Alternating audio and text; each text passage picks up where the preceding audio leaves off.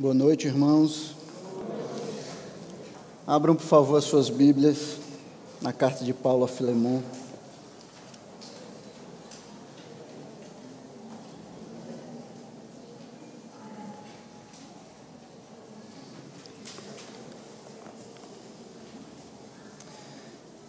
Vamos ler junto a partir do verso 1.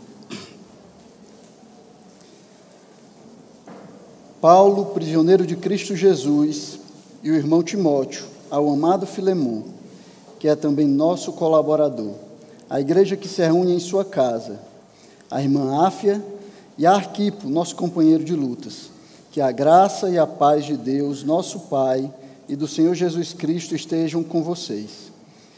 Dou graças ao meu Deus, lembrando sempre de você nas minhas orações, porque tenho ouvido falar da fé que você tem no Senhor Jesus e do seu amor por todos os santos.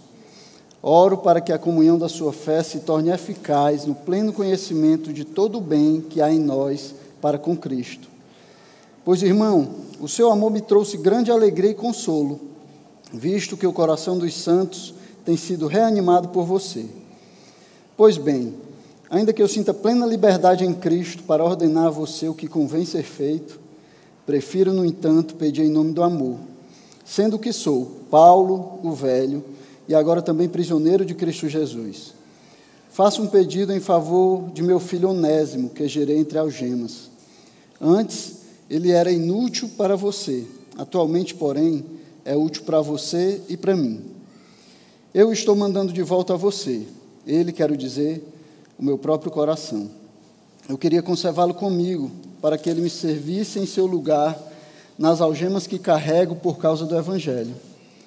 Mas não quis fazer nada sem o seu consentimento, para que a sua bondade não venha a ser como que uma obrigação, mas algo que é feito de livre vontade. Talvez ele tenha sido afastado de você temporariamente, a fim de que você o receba para sempre. Não como escravo, mas muito mais do que escravo, como irmão caríssimo, especialmente de mim, e com maior razão de você, quer como ser humano, quer como irmão no Senhor. Portanto, se você me considera companheiro, receba-o como receberia a mim.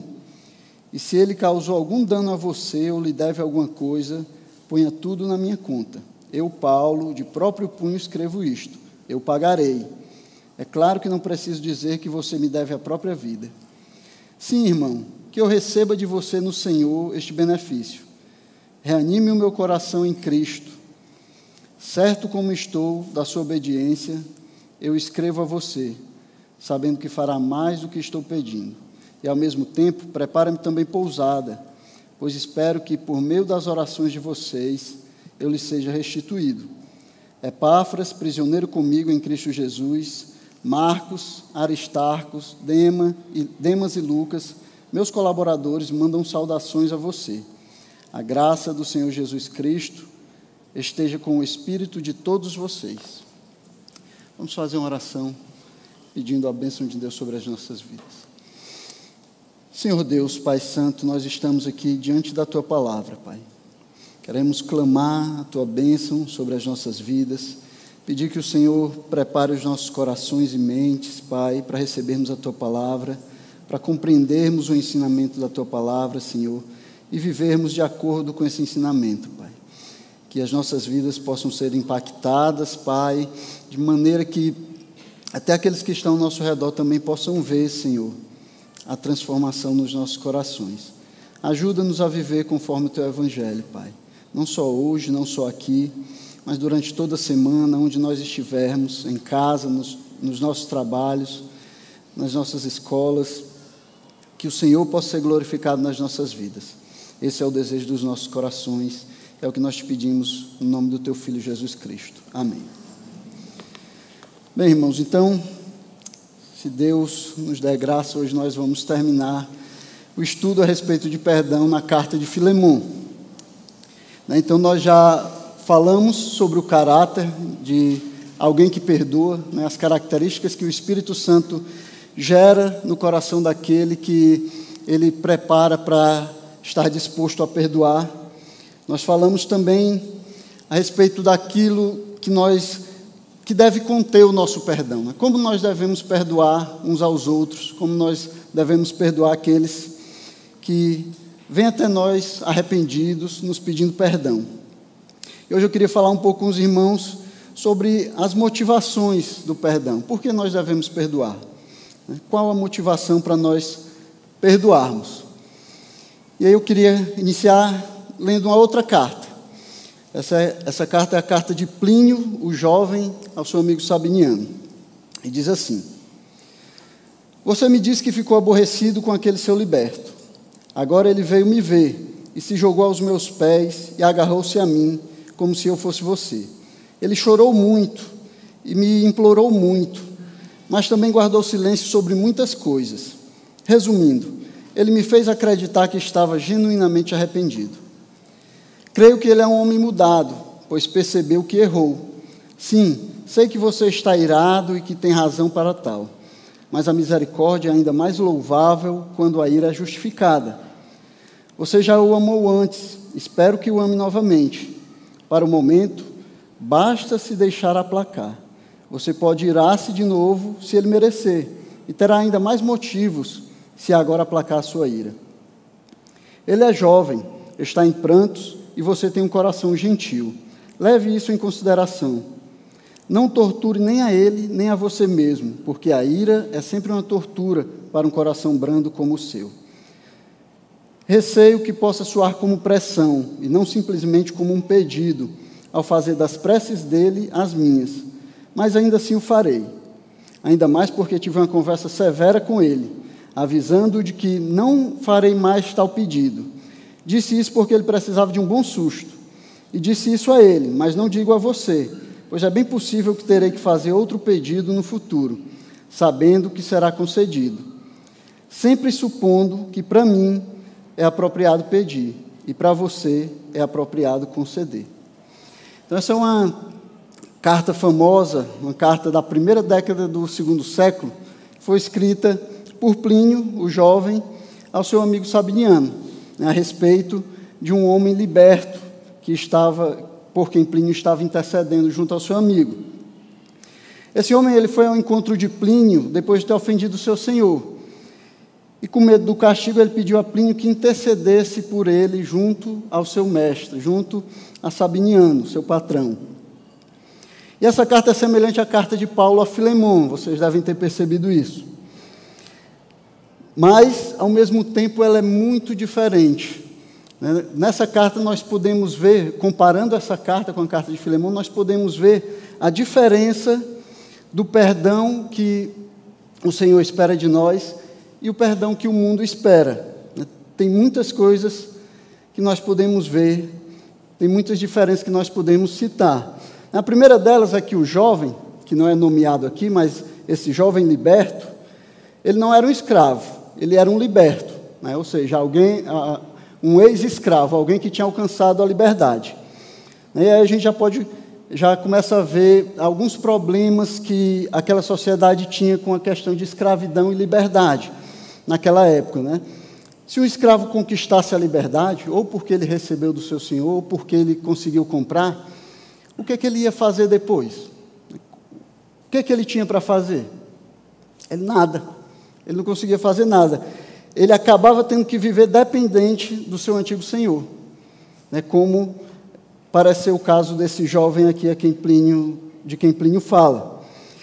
E ele tinha que viver uma vida muito semelhante à vida que ele vivia antes, de escravo. Apesar dele receber um salário quase que de escravidão, ele ainda era tratado da mesma forma que um escravo, recebendo os mesmos castigos, sem ter muitos direitos. E uma outra diferença é a maneira como Plínio fala sabiniano. Ela é completamente diferente da maneira que Paulo intercede em favor de Onésimo. Quando a gente lê essa carta, a gente vê que Plínio ele não apela para o amor na sua carta, embora ele fale de amor, mas ele fala do amor como uma coisa qualquer, que não tem tanta importância, né? Então, se você puder, você pode voltar a amá-lo como você já amou antes. Mas se não amar, basta aplacar a ira, já vai ser o bastante. Então, ao invés de apelar ao amor, Plínio ele vai apelar ao orgulho de Sabiniano. Ele vai dizer que a misericórdia é algo louvável. Então ele apela para aquilo que é bom para o próprio Sabiniano, né? Ele apela para aquilo que vai ser bom para ele, para a imagem dele, tentando convencê-lo a receber de volta o seu liberto. Ele apelava para aquilo que o próprio Sabiniano iria ver como algo bom. E claro, Sabiniano, por causa do poder de Plínio, ele iria responder a esse clamor, a esse pedido. Os 3 personagens da carta de Plínio, eles também vão ter as suas funções sociais bem definidas, né? Plínio, ele era um governador do Império Romano, então ele estava no topo da hierarquia do Império Romano. Não havia muito mais para onde ele pudesse crescer, a não ser que ele fosse ser imperador. Sabiniano era o que nós poderíamos chamar de classe média alta, nós poderíamos chamar assim.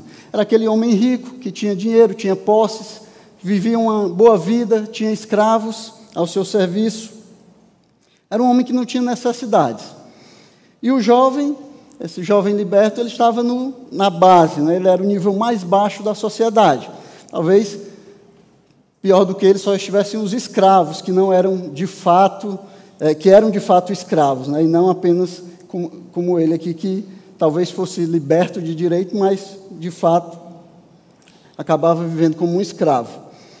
E aí no final da carta, as coisas acabam terminando como elas começaram, exatamente como elas começaram. Os 3, eles vão estar no mesmo lugar. Plínio vai continuar estando no topo, vai continuar com autoridade, dizendo o que Sabiniano e os outros que estão abaixo dele têm que fazer. Sabiniano continua ali no meio, né, vivendo a sua vida, obedecendo a quem tem que obedecer e procurando obediência de quem deve a ele obediência. E esse jovem continua lá embaixo, nada mudou. A hierarquia aqui foi mantida. Não houve perturbação no status quo. A sociedade continua tranquila, sem mudanças, sem perturbações. Da mesma maneira que a carta começou, da mesma maneira que as pessoas estavam quando Plínio começou a escrever, elas estavam depois que ele terminou, né? Ele só tinha, Sabiniano iria só receber de volta o seu servo.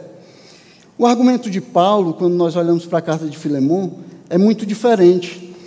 Ele aqui faz declarações que são completamente radicais para a sociedade que ele vivia. Ele vai falar de uma maneira que as pessoas naquela sociedade não compreendiam, não entendiam e nem pensavam daquele jeito. Paulo vai incentivar aqui a reconciliação entre o Senhor e o seu escravo.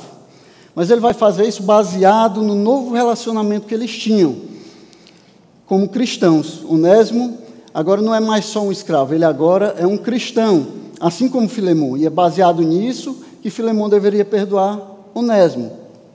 Paulo vai insistir que Filemon, o Senhor, deveria renunciar às convenções sociais brutais que envolviam a escravidão ali no Império Romano, e que ele amasse Onésimo, que era o seu escravo, como se fossem irmãos de fato. Na verdade, Paulo vai pedir aqui que ele ame, que ele receba Onésimo como receberia o próprio Paulo, como receberia ele mesmo. Então, os 2 homens aqui, eles deveriam buscar reconciliação, mas não apenas como escravo fugitivo e como senhor prejudicado, como é o que Plínio tenta fazer na sua carta. Eles deveriam se reconciliar como crentes, para que o seu relacionamento, para que o novo relacionamento deles agora fosse reorientado, redirecionado em torno da participação na família comum da fé, na família de Deus. E Paulo crê que o perdão, divinamente inspirado pelo Evangelho, transformaria esse relacionamento social, de modo que o escravo e o Senhor fossem amados irmãos em Cristo. Então era isso que Paulo estava esperando, era isso que Paulo estava pedindo. Ele não estava pedindo que Filemon recebesse de volta apenas um escravo. Ele queria que Filemon recebesse um amado irmão em Cristo. E é bem interessante como Paulo ele escreve essa carta. Como a carta ela é escrita cuidadosamente,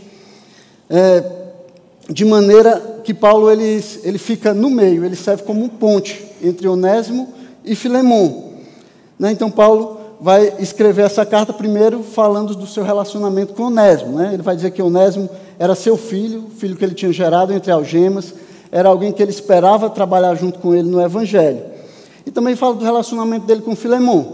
Filemon era companheiro de Paulo, colaborador no Evangelho. Filemão devia a sua vida a Paulo, porque Paulo tinha pregado para ele o Evangelho. Então, os dois têm um relacionamento com Paulo. Então, aqui é como se Paulo ele estivesse esticando um braço e colocando sobre o ombro de Filemão, e esticando outro braço, colocando sobre o ombro de Onésimo, e trazendo os dois para junto, para a reconciliação. Ele aqui se torna aquele que está no meio, aquele que está ligando os dois, trazendo os dois para junto dele, para a reconciliação. Eles haviam se convertido pelo ministério de Paulo, eles eram irmãos em Cristo e filhos espirituais de Paulo, e Paulo estava disposto a fazer, a ajudar, a facilitar essa reconciliação e esse perdão entre os dois.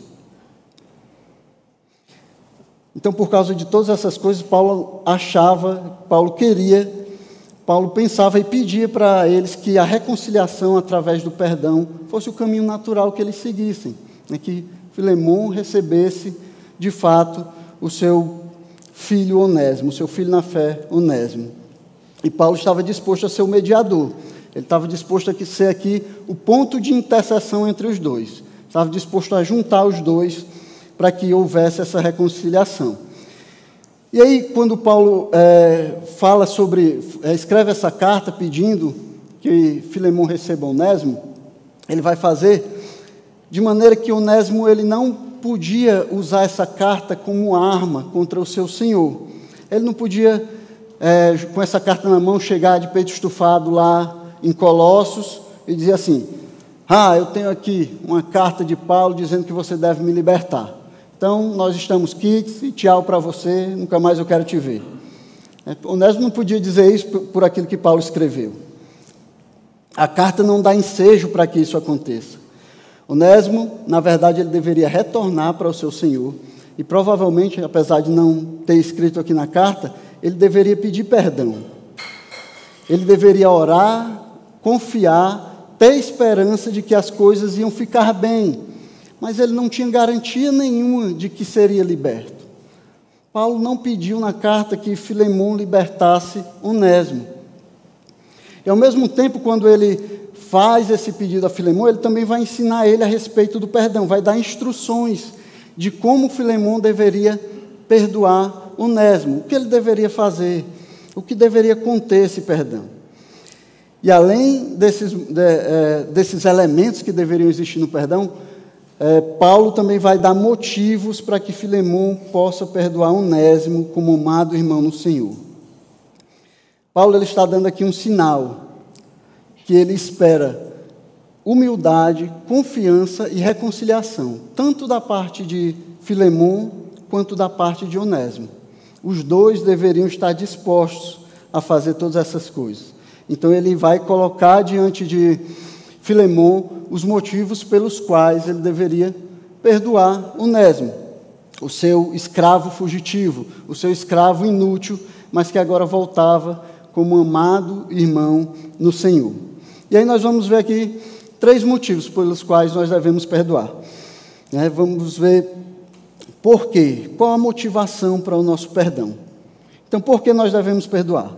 Em primeiro lugar, nós devemos perdoar por causa do Evangelho e do companheirismo que é resultado dele, do companheirismo que resulta do Evangelho. Então, Paulo fala aqui no versículo 17: portanto, se você me considera companheiro, receba-o como receberia a mim.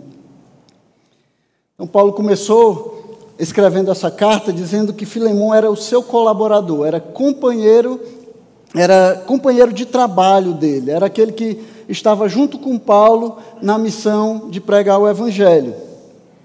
E aqui no verso 17 ele fala dessa relação, mas de uma forma mais profunda, não somente como uma relação de trabalho, não somente como uma relação entre colegas de trabalho, mas como uma relação de companheirismo, de fraternidade e de irmandade. Eles eram companheiros, irmãos no Senhor. Todo o apelo que é feito aqui a Filemão em favor de Onésimo está fundamentado nesse relacionamento que é construído quando se entra na família de Deus.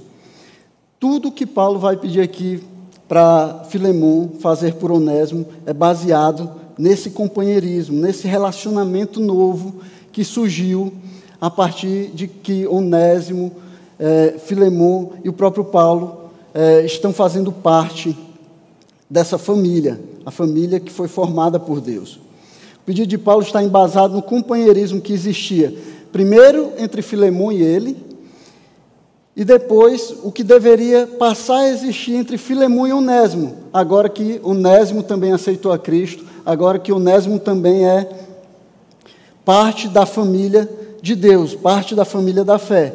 E aí Paulo vai apelar várias vezes para que Filemon atenda ao seu pedido, baseado no companheirismo, na amizade, no amor que há entre eles e que deve haver entre os irmãos. No versículo 9, a primeira vez ele diz assim: prefiro, no entanto, pedir em nome do amor, sendo o que sou, Paulo, o velho. No 17, que a gente já leu, se você me considera companheiro, receba-o como receberia a mim. E no versículo 20, sim, irmão, que eu receba de você no Senhor este benefício, reanime o meu coração em Cristo. Então Paulo está pedindo que Filemon olhe para esse relacionamento que há entre eles, que há entre Paulo e Filemon, e que deve passar a haver entre Filemon e Onésimo, e que por causa desse relacionamento, por causa desse companheirismo gerado pelo Evangelho, ele perdoe Onésimo. Paulo, ele aqui vai estar agindo como um pacificador, como um conciliador, como alguém que está juntando duas pessoas que estavam separadas pela ofensa. Mas mais do que isso, irmãos, Paulo está agindo aqui como um imitador de Cristo. Paulo está fazendo aquilo que o próprio Cristo fez por nós. Ele está se colocando, ele está pedindo para que Filemon olhe para Onésimo como se estivesse olhando para ele mesmo, pedindo que Filemon trate Onésimo como se estivesse tratando com ele mesmo. E é exatamente isso que acontece conosco quando nós recebemos a Cristo. Deus, depois que nós recebemos a Cristo, Deus agora nos recebe, não pelos nossos méritos, não por aquilo que nós fizemos, não pela nossa bondade, que não existe, mas agora Ele nos recebe como se estivesse recebendo o próprio Jesus. Agora Deus, Ele olha para nós e Ele não vê mais os nossos pecados, agora Ele vê Jesus Cristo crucificado na cruz do Calvário. Então Paulo age da mesma forma aqui em favor de Onésimo. E assim como Cristo também pagou a nossa dívida, a dívida que nós tínhamos com Deus, Paulo ele também se compromete, se oferece para pagar a dívida de Onésimo. No versículo 19 ele diz: se ele te deve alguma coisa, coloca na minha conta, e eu mesmo, Paulo, eu vou te pagar, não se preocupe que eu vou te pagar.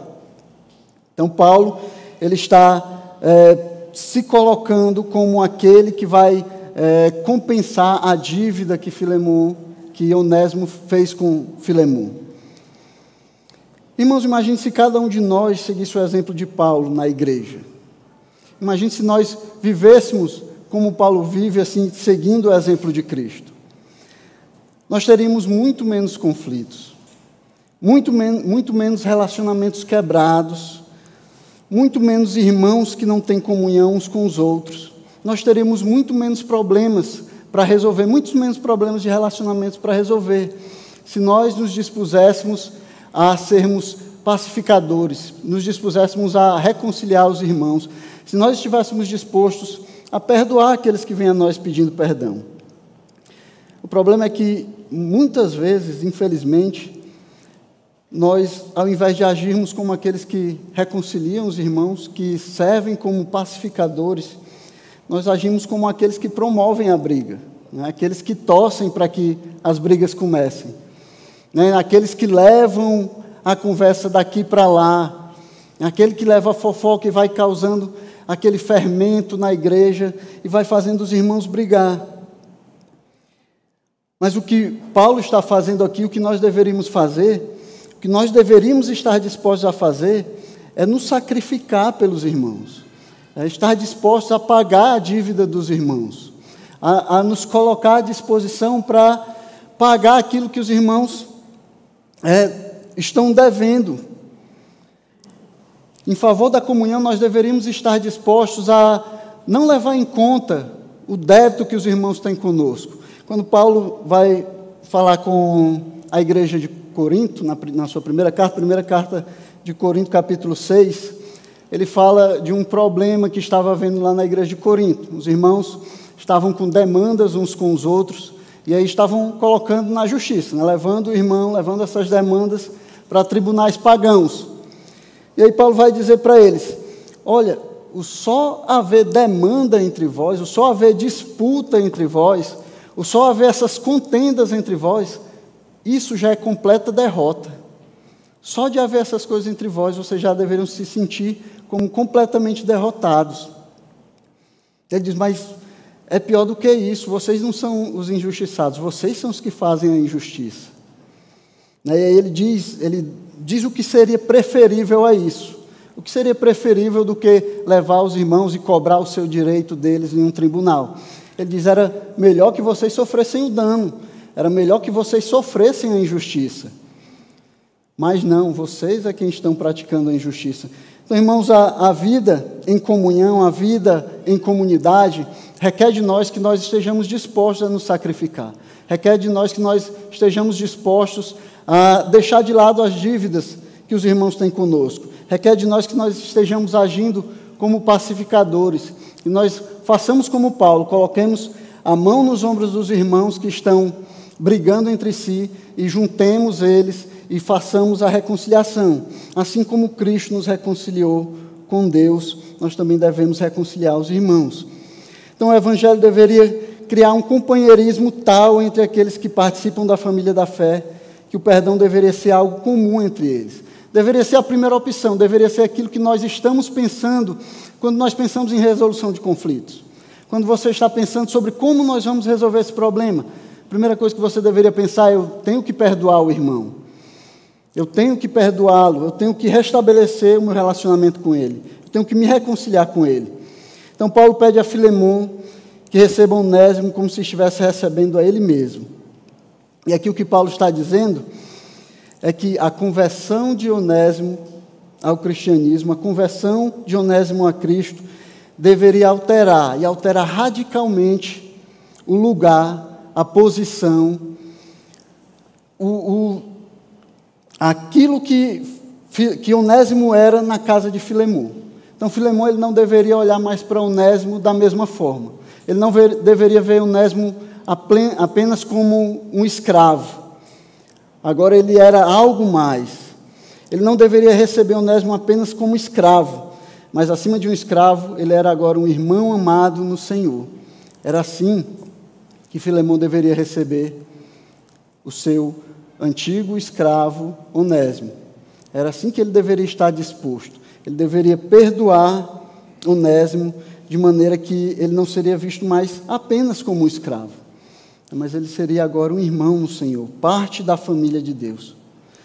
Então, o perdão deveria ser motivado pela entrada de Onésimo na família de Deus, pelo companheirismo que devia existir entre os irmãos, pelo amor fraternal que é intrínseco aos da família da fé.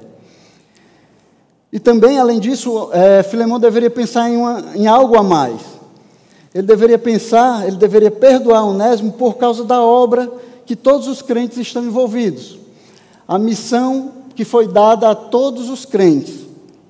Paulo, ele disse que queria que Onésimo servisse na obra do Evangelho, no lugar de Filemon. Ele falou isso claramente, versículo 13, ele diz assim: eu queria conservá-lo comigo, para que ele me servisse em seu lugar nas algemas que carrego por causa do Evangelho. Então, Paulo tinha a expectativa de que Onésimo voltasse para onde ele estava, para que pudesse servir junto com ele, auxiliar ele na obra de pregação do Evangelho. Então, a restauração do relacionamento entre Filemon e Onésimo, como companheiros, colaboradores, irmãos em Cristo, iria possibilitar o serviço de Onésimo na obra de Deus. A partir do perdão de Filemon a Onésimo, ele poderia mandá-lo de volta a Paulo, ele poderia trabalhar para que o Evangelho fosse propagado ali onde Paulo estava, poderia auxiliar Paulo nas suas cadeias, nas suas algemas e trabalhar em favor do Evangelho.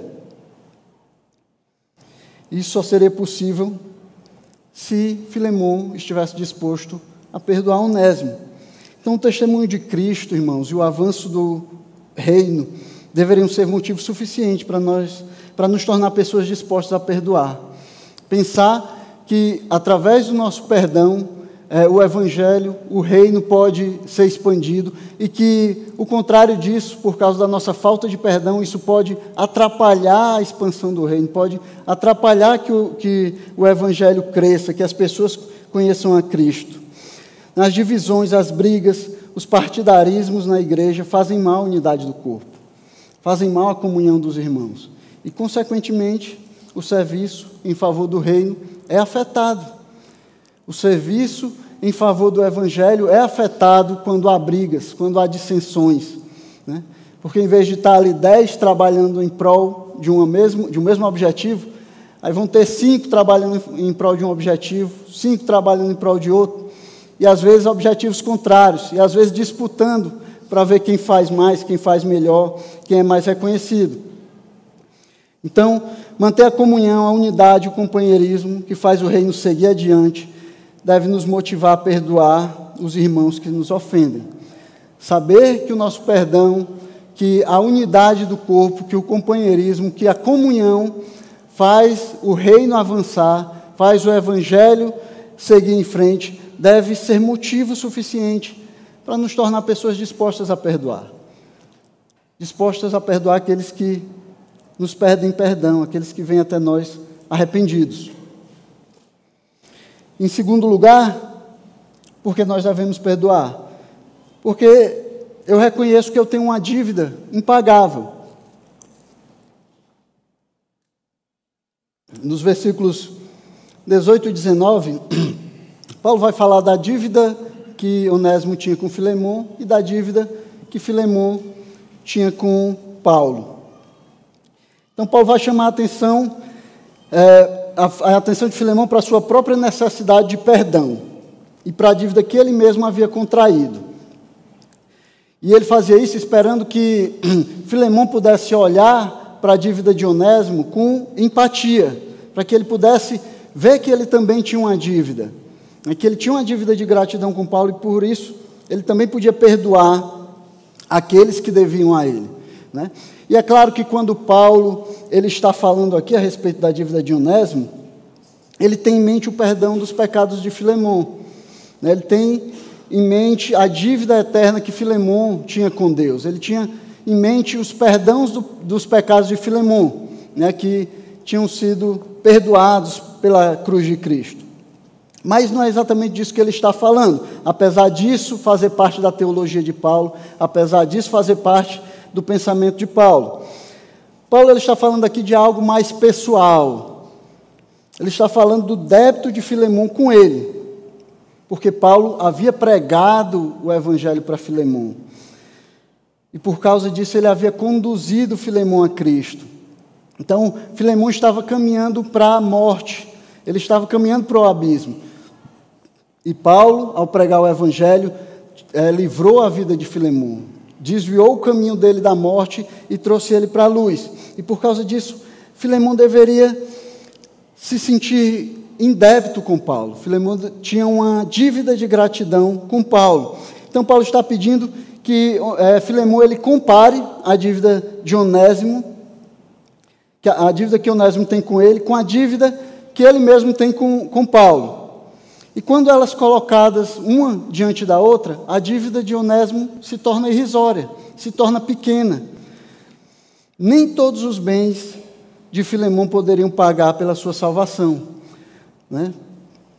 É o próprio Jesus que diz isso. Marcos 8, ele diz: de que adianta uma pessoa ganhar o mundo inteiro e perder a sua alma? Que daria uma pessoa em troca da sua alma? A resposta para essas perguntas, irmão, é nada. Nada que ele tem pode pagar pela sua alma. Então, Filemon, ele não tinha como pagar a dívida que ele tinha com Paulo, porque ele recebeu de graça o evangelho através do ministério de Paulo, e isso deveria fazer Filemon pensar naquela dívida que ele tinha com Onésimo, com compaixão. A dívida de Onésimo era infinitamente menor quando comparada com a dívida de Filemon. E não é que Paulo está dizendo aqui para Filemon, então você tem que aceitar o prejuízo, você não precisa ser compensado por aquilo que foi roubado de você, que foi tirado de você. Não é isso que Paulo está dizendo. Na verdade, Paulo reconhecia a necessidade de recompensar Filemon, né? Tanto que ele se comprometeu a pagar esse débito. Ele se comprometeu a pagar o débito de Onésimo, de ressarcir Filemon daquilo que tinha sido roubado dele. Mas o que Paulo não aceitava é que essa dívida material fosse um obstáculo para o perdão. Ele não aceitava que ter uma dívida material, que essa dívida de Onésimo para com Filemon fosse algo que impedisse Filemon de perdoar, fosse algo que impedisse de haver a reconciliação. Ele queria que Filemon olhasse além do prejuízo material, olhasse além daquilo que ele tinha perdido, além dos bens que ele poderia ter perdido, e que ele visse aquilo que realmente tem valor, que ele visse o perdão como algo muito mais valioso, a reconciliação, a entrada de Onésimo na família de Deus como algo muito mais valioso do que todos os bens que ele havia perdido, tudo aquilo que ele tinha, que tinha sido tirado dele.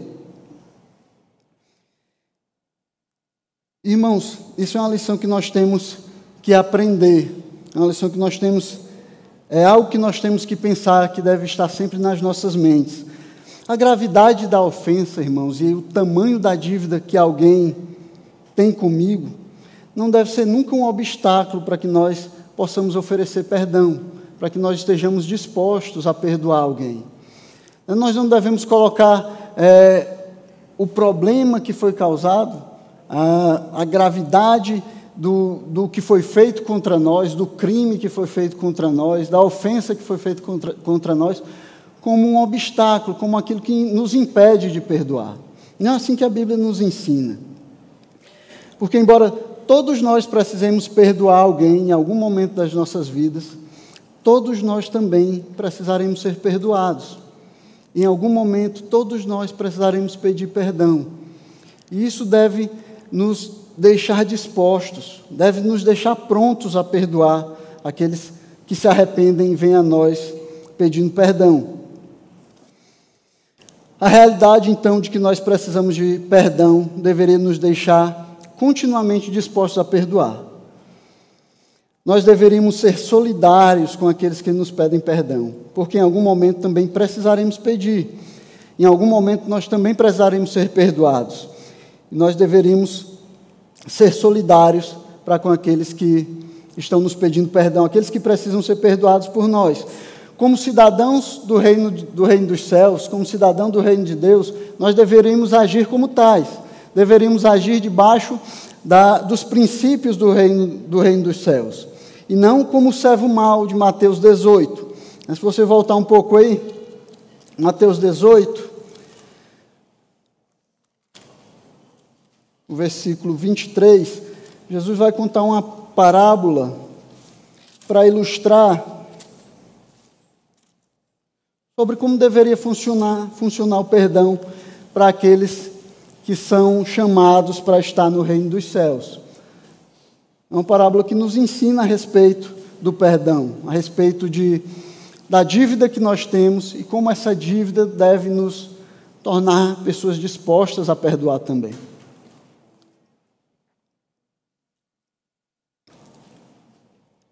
Diz assim, Mateus 18, 23, por isso o reino dos céus é semelhante a um rei que resolveu ajustar contas com os seus servos. E passando a fazê-lo, trouxeram-lhe um que lhe devia 10.000 talentos. Não tendo ele, porém, com que pagar, o senhor desse servo ordenou que fossem vendidos ele, a mulher, os filhos e tudo o que ele possuía, e que assim a dívida fosse paga.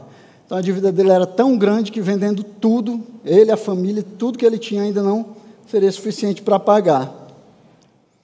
Então o servo, caindo aos pés dele, implorava, tenha paciência comigo e pagarei tudo ao Senhor. E o senhor daquele servo, compadecendo-se, mandou-o embora e perdoou-lhe a dívida. Saindo, porém, aquele servo, encontrou um dos seus conservos, que lhe devia 100 denários, infinitamente menor do que a dívida que ele tinha. Agarrando-o, começou a sufocá-lo, dizendo: pague-me o que me deve. Então seu conservo, caindo aos pés dele, pedia: tenha paciência comigo e pagarei tudo a você. Ele, porém, não quis, pelo contrário, foi e o lançou na prisão até que saldasse a dívida. Vendo seus companheiros o que havia acontecido, ficaram muito tristes e foram relatar ao seu senhor tudo o que havia acontecido. Então o senhor, chamando aquele servo, lhe disse: servo malvado, eu lhe perdoei aquela dívida toda porque você me implorou. Será que você também não devia ter compaixão do seu conservo, assim como eu tive compaixão de você? Então, a ilustração, a lição aqui dessa parábola é que aqueles que recebem perdão, eles também devem perdoar. Aqueles que foram perdoados, eles não podem reter o perdão. Aqui o senhor desse servo, ele vai dizer que ele perdoou porque ele tinha pedido o perdão, porque ele tinha implorado por esse perdão. E da mesma forma, o conservo dele também implorou a ele, caiu aos pés dele, arrependido, pedindo perdão, pedindo que desse tempo a ele para pagar a sua dívida. Então, aqueles que recebem perdão, irmãos, não podem reter o perdão, não podem deixar de perdoar. Tem a obrigação moral de perdoar todo aquele que vem a ele pedindo perdão, todo aquele que vem a ele arrependido.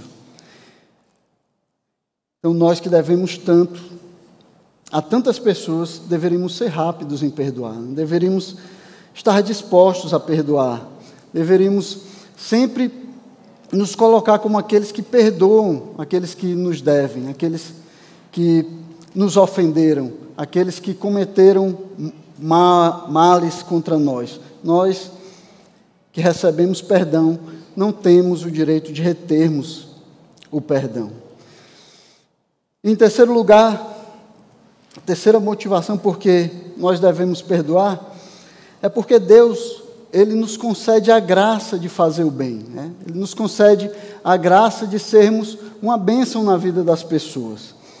Ele nos dá a oportunidade para que nós possamos fazer o bem.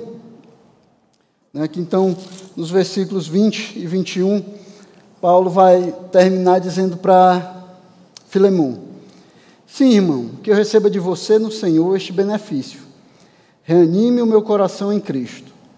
Certo como estou da sua obediência, eu escrevo a você, sabendo que fará mais do que eu estou pedindo.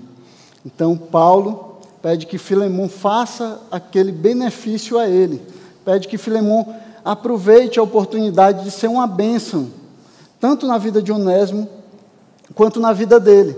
Que Filemão ele se disponha a fazer o bem, né? Que ele agarre essa oportunidade que a graça de Deus está dando a ele para fazer o bem, né? Para perdoar Onésimo, para fazer aquilo que Paulo estava pedindo em nome do amor. Irmãos, se Filemão ele tinha alguma dúvida aqui quanto a perdoar ou não Onésimo, eu acho que quando ele chegou nessa parte da carta aqui, quando ele foi chegando no fim, lendo a carta, que ele viu isso aqui, todas aquelas dúvidas que ele poderia ter acabaram. Porque eu acho que não existe nada que deixe um homem mais constrangido do que alguém declarar total confiança em uma virtude que ele não tem. Em alguém declarar confiança em uma ação que ele não fez e que não estava pensando em fazer. Em alguém declarar que tem total confiança de que ele vai fazer um bem que nem passou pela cabeça dele de fazer. Então essas coisas elas nos constrangem, elas atingem direto a nossa consciência que foi restaurada, regenerada pelo Espírito Santo. E aí Paulo, Filemão deve ter chegado aqui no final e ele deve ter parado e deve ter pensado: Paulo ele está esperando isso de mim, né? Ele está esperando que eu dê realmente perdão para Onésimo, que eu me disponha a perdoá-lo, que eu me disponha a servi-lo com o meu perdão. Isso deve ter tocado o coração de Filemão, deve ter tocado a sua consciência. Filemão, como nós já vimos na nossa primeira pregação, era uma pessoa que amava os irmãos, que lutava pela comunhão da igreja, que se importava com a unidade do corpo de Cristo. Ele era alguém que conciliava os irmãos, né, que estava junto dos irmãos. Ele trabalhava em prol da obra de Cristo. Então ele era alguém que tinha a sua mente, o seu coração regenerados pelo poder do Espírito Santo. Então certamente ele não iria perder a oportunidade de servir a Paulo e de servir a Onésimo, de servir a igreja perdoando, dando perdão, oferecendo perdão a Onésimo. Então toda oportunidade de perdoar alguém que nos ofendeu é uma oportunidade de ser uma bênção. É uma oportunidade de fazer o bem. É uma oportunidade de ser uma bênção não apenas na vida daquela pessoa para quem nós estamos perdoando. Não apenas daquela pessoa que está sendo perdoada, mas na vida das outras pessoas que estão envolvidas naquele conflito e pessoas que de alguma forma elas estão sendo atingidas por causa de todo aquele conflito, por causa daquela briga, por causa daquele problema que está acontecendo. Então Paulo vai dizer para Filemon que ele receberia o perdão dele a Onésimo como um benefício que tinha sido feito a ele mesmo.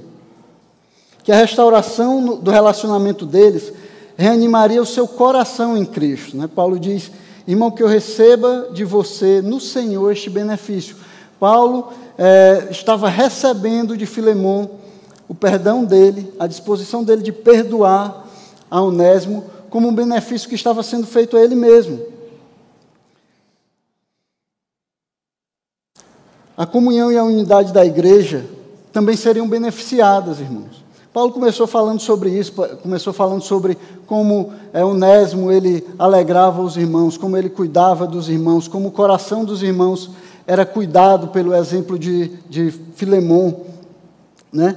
Então, quando Filemon, ao perdoar Onésimo, Filemon iria manter a unidade da igreja, ele iria manter aquela comunhão, ele iria trabalhar em favor da comunhão dos irmãos. Então a igreja seria beneficiada com o perdão de Filemon. E a própria obra de Cristo, a expansão do reino, ganhariam com a reconciliação dos irmãos. Né? Eles sendo reconciliados, quando Filemon perdoasse a Onésimo, ele poderia enviar de volta Onésimo a Paulo, ele poderia trabalhar em favor do Evangelho junto com Paulo. Ele poderia ser uma bênção para outras pessoas, para outras igrejas. Então, Paulo ele está pedindo que Filemon pense nessas coisas, pense na possibilidade de ser uma bênção, não só para Onésimo, mas para ele mesmo, para a igreja, para outros irmãos, para a comunidade. E é por isso que Paulo ele também não ordenou que Filemon fizesse o que convinha ser feito, como ele disse no começo da carta. Apesar de saber que tinha autoridade para fazer isso, apesar de saber que ele podia mandar que Filemon perdoasse Onésimo, ele não fez isso. Foi por isso também que ele se recusou a ficar com Onésimo sem o conhecimento de Filemon, né? Sem que Filemon ficasse sabendo. Ele queria que Filemon tivesse a oportunidade que a graça de Deus estava dando para ele de fazer o que era certo, né? De fazer o bem que Deus, na sua graça, estava lhe concedendo fazer.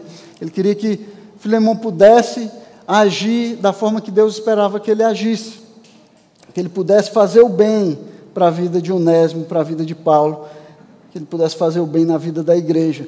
E muitas vezes, meus irmãos, nós perdemos a oportunidade de ser uma bênção na vida das pessoas, porque nós simplesmente não nos dispomos a perdoar, né? O nosso orgulho nos impede de perdoar, né? O nosso orgulho não nos permite ver o bem que nós poderíamos fazer, né? Como nós poderíamos ser uma bênção na vida da igreja, na vida da comunidade, na vida dos irmãos, se apenas nos dispuséssemos a perdoar aqueles que nos ofendem, que nos machucam, né? Se apenas nos dispuséssemos a nos reconciliar, a manter a unidade, a manter a comunhão entre os irmãos. Pense no bem que você poderia fazer à sua família, se você perdoasse e acabasse com aquele conflito que vem à tona a todo momento, né? Em toda reunião familiar, toda vez que você se encontra com seus irmãos, com seus pais. Pense o bem que poderia ser feito. O bem que seria para a igreja se irmãos que não têm comunhão, que não estão partilhando da comunhão em Cristo, eles pudessem perdoar as suas desavenças, perdoar as suas ofensas de uns para com os outros e chegassem à harmonia, chegassem à comunhão de Cristo. O bem que seria para uma comunidade se as pessoas estivessem mais dispostas a perdoar do que a buscar vingança, né? Do que a exigir reparação, do que exigir que a sua dívida, que a dívida que outros têm com ele fosse paga. Pense como nós poderíamos ser uma bênção se nós perdoássemos mais, se nós seguíssemos mais o exemplo de Cristo, né? Se nós seguíssemos mais o exemplo de Deus, que recebe a todo aquele que vem a Ele arrependido e pedindo perdão. Então a carta de Filemão, ela vai nos dar motivos mais do que sólidos, mais do que suficientes, para nós respondermos a pergunta: por que eu deveria perdoar aqueles que me ofendem? E aí eu espero que a leitura e o estudo da carta que nós fizemos de Paulo a Filemão nos motive a sermos mais parecidos com Deus no que diz respeito ao perdão, né? Que nós busquemos ser mais como Cristo, né? Que nós possamos nos dispor a oferecer perdão, a perdoar aqueles que vêm a nós arrependidos, que nós possamos entender a importância do perdão para os nossos relacionamentos, como nós podemos manter os nossos relacionamentos através do perdão, que nós possamos também compreender o dever que nós temos como cristãos de perdoar todo aquele que vem a nós arrependido, daquele que vem a nós pedindo perdão, e não apenas 7 vezes, lembra, irmãos, não apenas 7 vezes, o que Jesus ensina é que é 70 vezes 7, então o perdão é um sinal que nós enviamos para o mundo, é um sinal que diz: existe um mundo novo, há uma nova maneira de ser humano. Algo novo foi inaugurado. Existem pessoas que decidiram, que resolveram viver de maneira diferente. Há pessoas que decidiram viver de maneira completamente diferente da sua cultura e se importar mais com os outros do que com elas mesmas. Então, quando nós dispensamos perdão, quando nós perdoamos aqueles que nos ofenderam, que cometeram algo contra nós, nós estamos pregando o Evangelho para aqueles que vêm, que ouvem falar de como nós somos dispostos a perdoar, assim como Cristo também era disposto a perdoar. E é assim, irmãos, que a igreja cresceu, é assim que o cristianismo cresceu até hoje. É mudando, é transformando pessoa por pessoa, família por família, transformando as comunidades, e à medida que as pessoas vão vendo e ouvindo o Evangelho em ação nas nossas vidas, à medida que elas vão vendo o Evangelho sendo vivido nas nossas vidas, que Cristo vai sendo glorificado, o Evangelho vai sendo pregado e as pessoas podem se render aos pés de Cristo. Amém? Então, curva a sua cabeça, vamos fazer uma oração, pedindo a bênção de Deus sobre as nossas vidas. Senhor Deus, Pai Santo, nós queremos louvar e engrandecer o Teu nome, Senhor, pela Tua palavra e por tudo aquilo que o Senhor tem feito nas nossas vidas, como o Senhor tem nos instruído e nos transformado, Pai.